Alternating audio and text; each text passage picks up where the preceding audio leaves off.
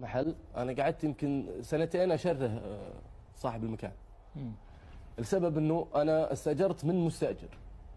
وانا الكافي حقي كان 3 ادوار برقم معين.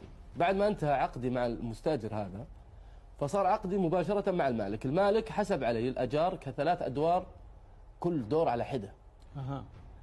فتضاعف سعر الاجار الى الى التربل، يعني 3 اضعاف. نعم.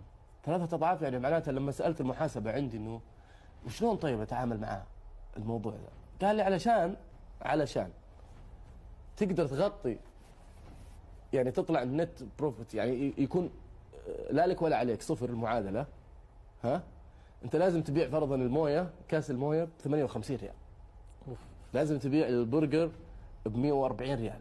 لازم تبيع هذا علشان تقدر تغطي الاجار لانه كان عالي جدا، وتقدر تسدد الرواتب من غير ما يكون لك اي ربح.